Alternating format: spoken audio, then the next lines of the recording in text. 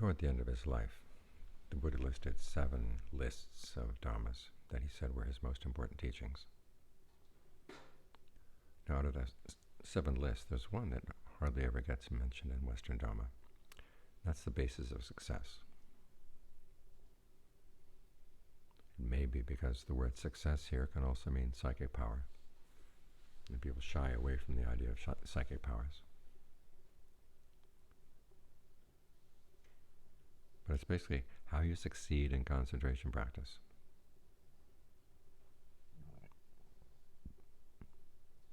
And of the 4 qualities that the Buddha lists,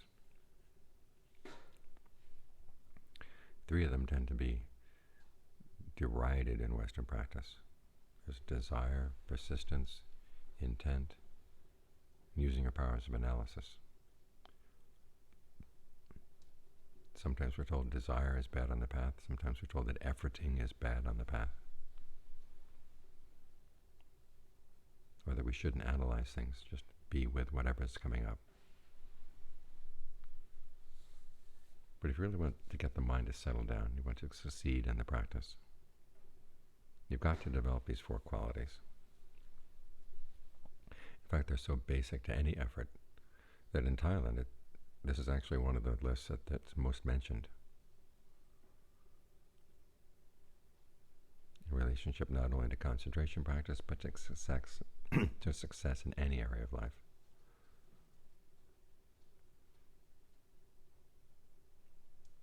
So as you're sitting here practicing and things seem to be going nowhere, you can ask yourself which of the 4 qualities you're lacking and how can you make up the lack. The first is desire. Now, desire can get in the way when it's focused on how much you want the results of the practice. But it's actually necessary. Focus it on the causes. What's going to get you there? And if you do the causes right, and have the desire to do the causes right, then the results are going to have to come. So how do you generate desire? The right kind of desire. The Buddha says one of the best motivations for practice is heedfulness. Realizing there are a lot of dangers in life. But the big dangers are in your own mind. If the mind is not trained, it can turn on itself. There's one point where the Buddha said the mind is so quick to reverse direction that there's no analogy. Nothing else in nature is that quick to reverse direction. Here he was, a master of analogies, and he couldn't even think of a good analogy for how quick it is. The flash of an eye is still too slow. And that's a scary thought. You're practicing the Dhamma, and something can happen.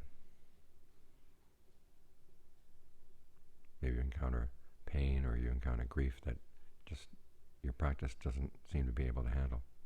And you think there's something wrong with the practice as a whole. You change direction. That's a danger in the mind. It's so quick to turn on itself.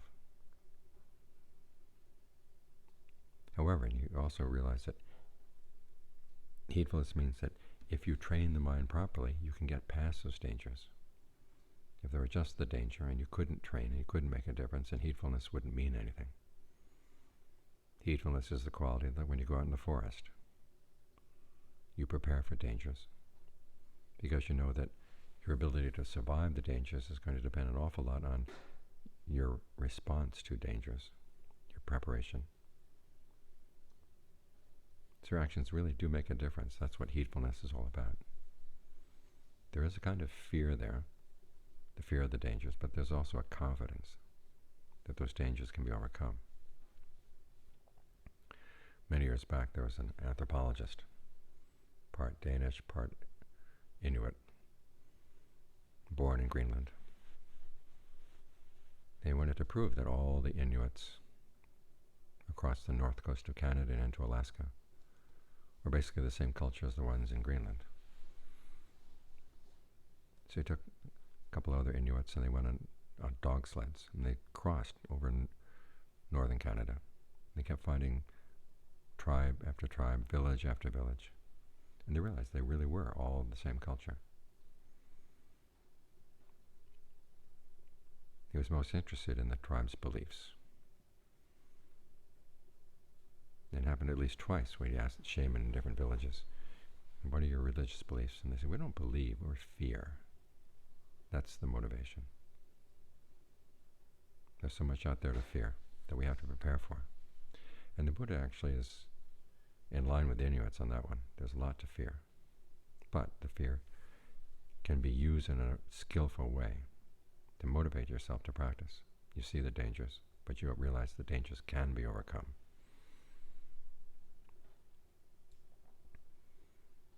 Once you have the proper motivation, then the next base for success is persistence. You stick with the practice. And you stick with it again, and you keep sticking with it. Again, focusing step by step by step on what you're doing. Notice that one of the bases of success is not impatience.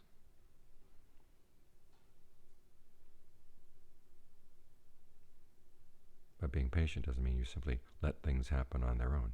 You stick with the job. Step, step, step, again. Focus on what you're doing right now. Each breath as it's coming in, each breath as it's going out. If you get impatient, you can ruin things. This is one of the reasons why the Ajaans never say, think about how much longer it's going to be to follow this path. If they find the students are thinking about that, then the response is, well, think how much longer it's going to be if you don't follow this path. If we don't follow the path, samsara is endless. It's a process that can just keep on going, going, going. Whereas the path has an end. It can arrive at closure, it can arrive at a conclusion.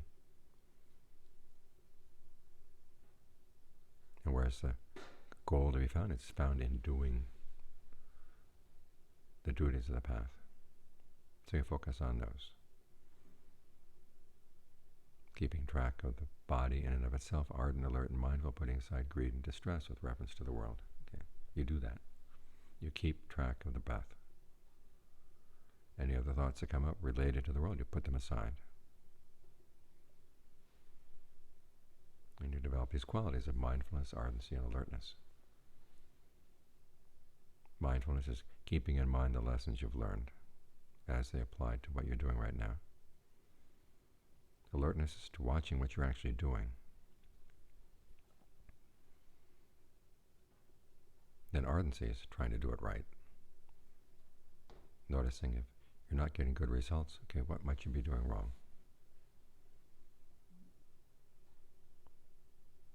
When Ajaan Lee discusses these three qualities, the ardency is the one that he identifies with wisdom and discernment. In other words, you learn lessons, you watch what you're doing. You don't just sit there. That's not wise. You don't just say, well, things are like this, or this is the way things are. The present moment has potentials. It's not a given. And you want to develop those potentials in the right direction. Seeing that it has these potentials, like that's ardency, and that's what's wise in the practice. Third base of success is intent. You really focus your full attention on what you're doing. You pay careful attention.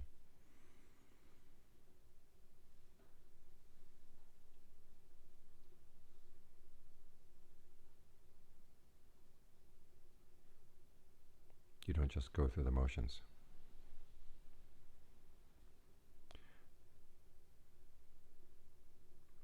And then finally, the fourth one, as I said, is you're using your powers of analysis. Think of all the powers of analysis the mind has. The word vimamsa in Pali has lots of meanings. It can mean ingenuity. It can mean analysis. It means using your powers of discrimination. Discrimination in a positive sense of the word. In other words, seeing what's right, what's wrong, what's going on. And then figuring out what to do.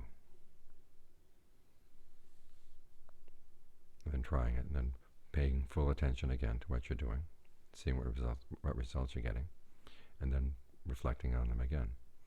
There's a passage where the Buddha says the Dharma is nourished by two activities. One is commitment, and the other is reflection. The desire the persistence, and the intent. That's all commitment. And then using your powers of analysis, that's reflection. Because discernment comes not only from reading Dharma books and listening to the Dharma, or even just thinking about the Dharma. You take what you've read, you take what you've thought about until it makes sense. And then you put it into practice. And then in putting it into practice, you learn a lot. It's like developing any physical skill or manual skill. You can learn all about the theory, but you really don't have a full sense of what that skill can do until you've taken the theory and you've put it into practice.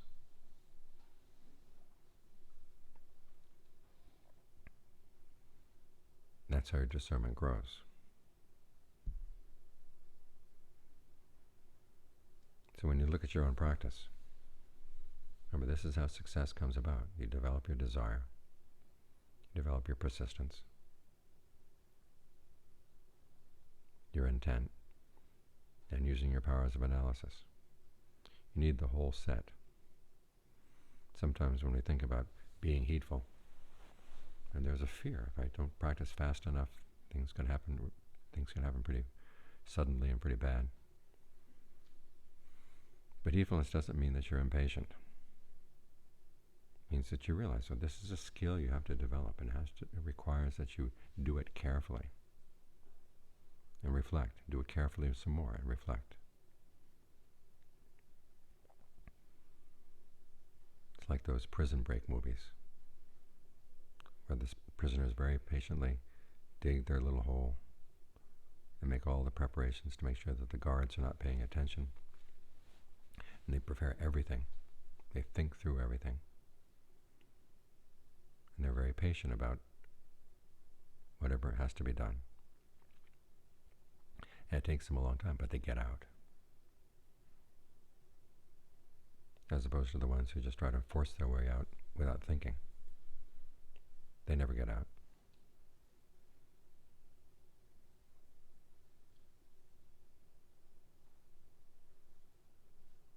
So remember, heedfulness does not mean impatience. It means realizing there are dangers, but to get past the dangers, you're going to require some skills. And those skills will require persistence and intent, and using your powers of analysis, using your ingenuity and figuring out the things you don't know yet, being ingenious and noticing that there's a problem in what you're doing and thinking about what might be the solution. After all, that's how the Buddha himself gained awakening. He tried a practice and found, oh, this was not working. And the question is, okay, what else might work? He tried something else. That didn't work. What else might work? And finally the solution came to him. He had to test it. But it was his desire for freedom that kept him going. But he realized that desire on its own was not going to be enough. It had to be nurtured with persistence, intent, and careful observation.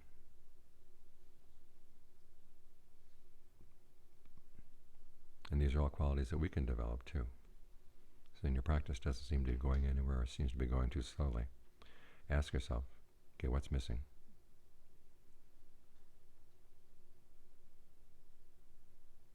And try to apply all these bases of success so that you will succeed.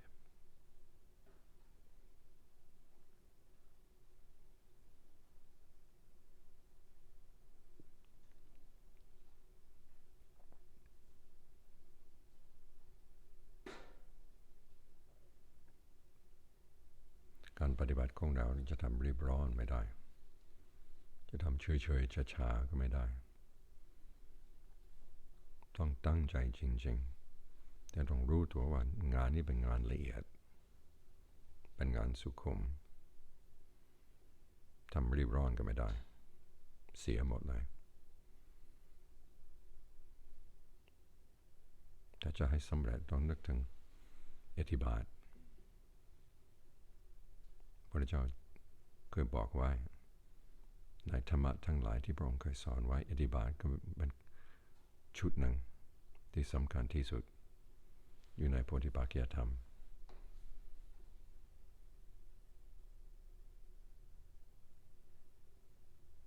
เวลาท่านอธิบายก็อธิบายเรื่องสมาธิที่ทำมีบาดฐานอยู่ในฉันทะก็ความพอใจแปลกันตรงๆก็ความอยากจะให้ใจของเราเป็นสมาธิแต่ความอยากอันนี้ต้องรู้จักความพอดีถ้าจะอยากในผลโดยไม่ได้อยากในเหตุมันก็เป็นไปไม่ได้อยากในเหตุก็ต้องพอดีเหมือนกันทำแล้วก็มาพิจารณาทำแล้วก็พิจารณา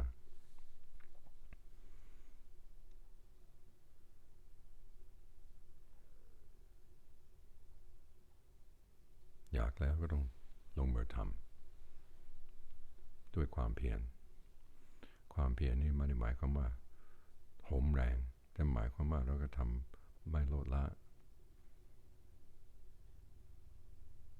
ทำไปเรื่อยๆท่านพ่อเฟื่องเคยบอกว่าการภาวนานี่เป็นเรื่องนิดแต่ว่าต้องทำเป็นนิดหมายความว่าสติของเราที่จะอยู่กับปัจจุบันมันก็ไม่มากมายอะไรแต่ว่าต้องทำไม่ให้ขาดสายนี่ความเพียรอยู่ตรงนี้แหละที่ไม่ขาดสาย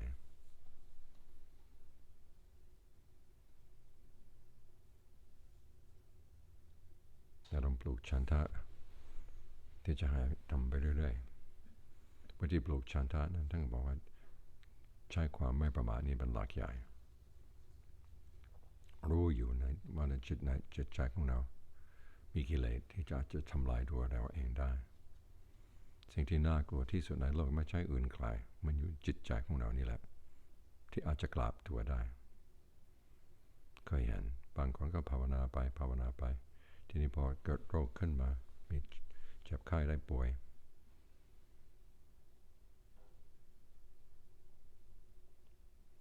จิตใจก็สู้กับทุกเวทนาไม่ได้ก็เลยมาโทษพระพุทธพระธรรมพระสงฆ์ว่าการปฏิบัติไม่เห็นได้ผลนี่จิตใจก็พลิกตัวทำลายตัวเองได้แบบนี้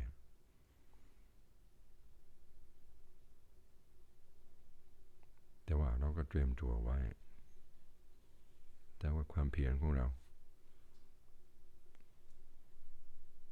อย่างสู้ทุกเวทนาไม่ได้ก็อย่าไปโทษพระพุทธพระธรรมพระสงฆ์มาโทษตัวเองของเราปฏิบัติยังไม่ถึง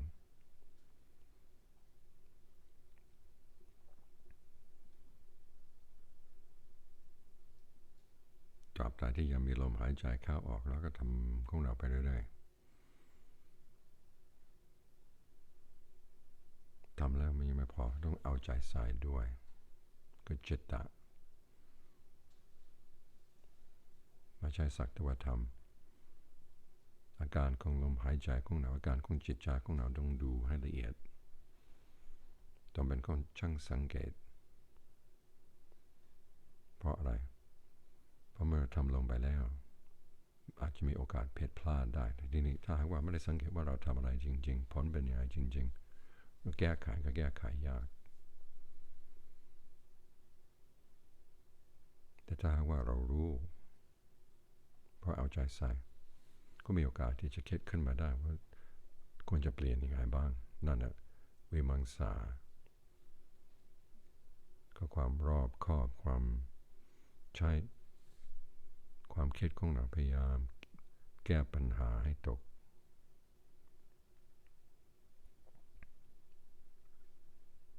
อย่างเวลาอยู่กับครูบาอาจารย์บางครั้งท่านจะสอนให้ทำอย่างนั้นทำอย่างนี้เราทำลงไปแล้ว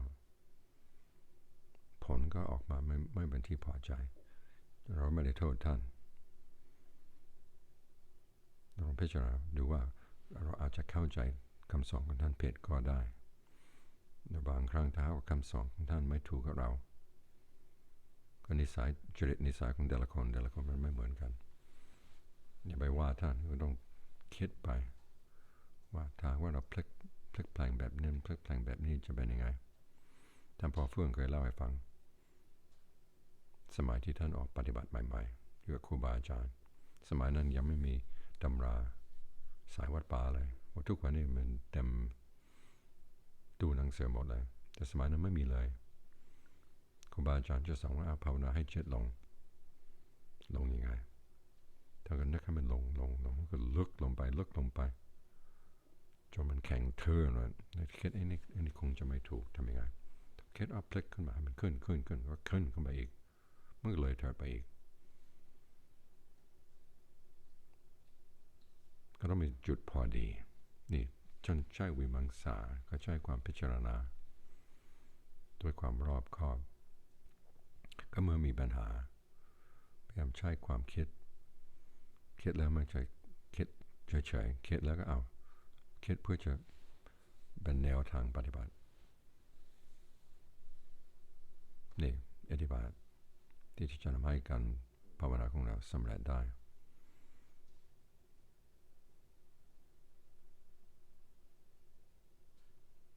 ท่านบอกว่าการปฏิบัติธรรมนี่ที่จริงมีสองข้อใหญ่คือหนึ่ง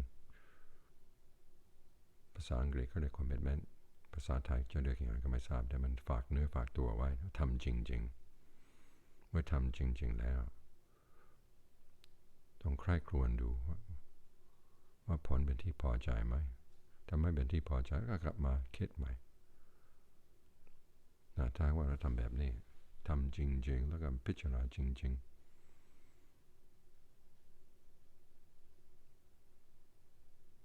เราต้องสำเร็จจนได้ที่ในอธิบาทฉันทะวิริยะจิตตะก็อยู่ในการทุ่มเททำจริงๆจนวิมังสานั่นกับพิจารณาจริงๆกลับไปกลับมาช่วยเหลือซึ่งกันและกันอุดหนุนซึ่งกันและกัน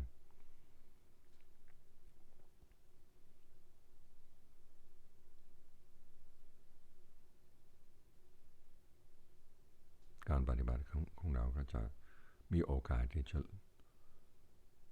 ลุลงไปได้ผลเป็นที่น่าพอใจเรียกว่าสำเร็จจริงๆ